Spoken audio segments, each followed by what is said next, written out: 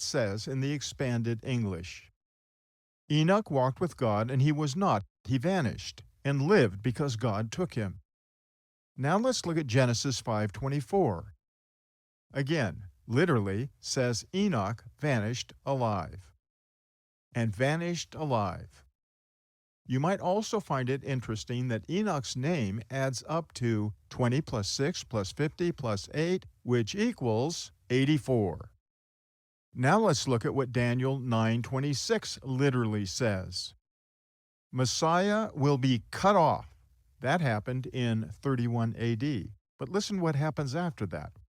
And what follows Messiah, the report in Daniel that Messiah is cut off or killed, is this: a mystery that can be discovered in the Hebrew right after the Hebrew word and, or vav. And now look at how it should have been translated from the original Hebrew. Remember that Hebrew is a verb first and English is a noun first language. So instead of vanished redeemed, in English we would say redeemed vanished. Or in plain English, those redeemed by Messiah vanished. And when does this happen?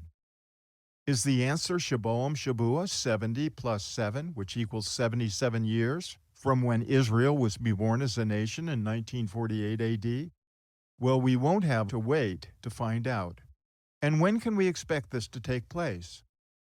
It sure seems like Daniel's prophecy is pointing to 2025 AD, as that sure seems like the appointed time that many believed was the Feast of Trumpets, that ended on either the 23rd or the 24th of September 2025 AD. Why didn't it happen? Why are we, who have trusted in Messiah, still here? 2025 AD was highlighted by so many prophetic spotlights and with so many evidences from the headlines coming from Israel. What happened? How did we miss something that seemed so obvious? The answer is surprisingly simple, and it will be my great pleasure to encourage you to hang on just a bit longer. I have produced a simple chart that will help you understand the why of this video that's been over a month in the planning and production, as I was persuaded based on 15 years of studying all the calendars connected with the forecast to the day of Jacob's trouble that was approaching like an oncoming freight train. It's true, I knew something was amiss, something wasn't fitting, and that something is the corrected calendar. The question my ministry is famous for asking is, where are we on the Lord's prophetic calendar? And now I would like to bring some comfort and clarity to that question. Where are we on the Lord's prophetic calendar? That answer comes as a simple but obvious observation. Listen. The Julian calendar that is used to chronicle, based on the Julian scheme of measuring a year, with 3 years that are 365 days long, and the fourth year that is 366 days long, has a problem. In other words, a 365.25 day in a year calculation that was never correct and is off by 0.0078 days a year. The Gregorian calendar was changed at the direction of Pope Gregory, and the Catholic nations of the world started using this much more accurate calendar in the year 1582 AD. The Gregorian calendar was used by most of the rest of the world when Great Britain took the lead and legally established the Gregorian calendar in the year 1752, along with most of the rest of the world. The last holdout in Europe was Greece, that finally established the Gregorian calendar in 1923. Did the Gregorian calendar correct any dates prior to October of 1582? Did they correct the Julian calendar that was established as the world calendar in 46 BC? The answer is no. So whenever you are measuring time on a calendar that includes any dates prior to 1582, and you need to accurately measure a true time duration, you will need to subtract 0.0078 from every single year that happens in history before 1752 AD, when the world, for the most part, changed the calendar calculation based on the Gregorian calendar. And by the way, the 1752 date is the date used by all the online date duration calendars, so keep that in mind. And do not forget that the Lord has His own yearly calendar from creation that's perfect, and for at least 1,556 years, and it could have been longer, but from creation to the flood of Noah, this calendar kept perfect time. Add the reintroduction of the Lord's 360 days in a year calendar that I believe, based on the scriptures alone, will replace the current Gregorian calendar that is currently keeping us so close to the actual 365, 242, 199 days in a year. We cannot ever forget that God is precise, with an exactitude that is both frightening at times and also very comforting to His children. Some things are hard to unfold, too complicated, requiring too much intuition and knowledge to explain. But what I'm about to show is both knowable and can be easily calculated. So my job in the next few minutes is to show you how we got it wrong and how, consulting the Lord's Word, we can get it right. I believe that Yeshua is coming at His appointed time that will complete 5,993 years of the 7,000-year calendar that began in 3969 BC. Will the Lord work it out so the Hebrew calendar seamlessly fits into the Lord's tropical calendar that He established after the flood of Noah? I think He will.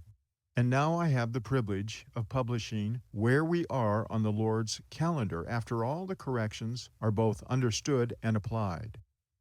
The 77 years between Tishri 1 that began the 77-year countdown to the great and terrible day of the Lord took place on the Gregorian calendar on October 4th, 1948. And this is where it gets interesting, as we need to remind ourselves that we are living in a period of time that began after the flood of Noah, who was a Gentile. Since the flood of Noah, going forward over 4,000 years to the year 1752 AD, we've all been doing our calendar calculations on the Julian calendar. Pope Gregory created a more accurate calendar in 1582. It became the official calendar of the Roman Catholic Church. In 1752 AD, 170 years later, it was adopted by most of the rest of the world. How did Pope Gregory adjust the calendar? It was simple. He simply removed 11 days from the calendar that went from October 5th, Thursday, 1582, to Friday, 1582, October 15th. So if it was your birthday anytime between October 5th and the 15th, you were out of luck. No party, no presents, no cake. It all just disappeared. This was the solution to the overestimation of time based on the Julian calendar. How did Pope Gregory come up with 11 days? The Julian calendar was created in 46 BC. The number of years between 46 BC and 1582 AD is 1,624 years. And there's a difference between the Julian calendar and the Gregorian calendar and the most accurate astronomical solar calendar. Why is this important? The Julian calendar overreports 0.0078 days per year. In 1,000 years, it's overestimated the days in a year by almost 8 days, 7.8 days. The Gregorian calendar is much more accurate, as it overestimates the days in 1,000 years by less than 1 day. The astronomical topical calendar is as close as we will ever get to the Lord's tropical calendar. So what does this mean, and what does it have to do with 2025? In a nutshell, we have been using the more accurate Gregorian calendar since 1752 AD. Starting with the flood and going forward over 4,000 years adds 0.0078 of a day to each year that has never been corrected, as the Gregorian calendar only corrected the calendar going forward from 1582 AD. And unfortunately, the world used the Julian calendar until 1752 AD. There are over 4,100 years between the flood of Noah and 1752 AD, when Great Britain and most of the rest of the Western world began using the Gregorian calendar. The bottom line is this: In order to accurately and precisely calculate where we are in 2025 AD, we would need to remove 32 days from the Julian calendar starting with the flood of Noah. But instead of redoing the Julian calendar starting with the flood of Noah, the easiest way to figure this out without creating confusion is to just add 32 days to our current calendar with the understanding that in order to line up with the Lord's astronomical, tropical solar calendar, we need to move backwards before we can move forward. So I will add 32 days to where we are right now, 77 years from the rebirth of Israel that I believe will herald the great and terrible day of the Lord that lasts 7 years and ushers in the Lord's 1,000-year kingdom on this earth. This calendar change might not seem logical, but if you think about it for a moment, you will understand that instead of removing 32 days from the start of the flood date, adding 32 incompleted days to the calendar does the same thing, as it will reconcile the Lord's tropical calendar and the Hebrew calendar at the end of the 77-year period from Israel becoming a nation in 1948 AD. So here is a chart with a timeline of where we are right now, adding 32 days in order to get us in sync with the Lord's tropical calendar that He decreed to time His appointed times right up to the end, with the understanding that the Lord has not revealed the start date for all this, which could result in a few more weeks of patiently waiting.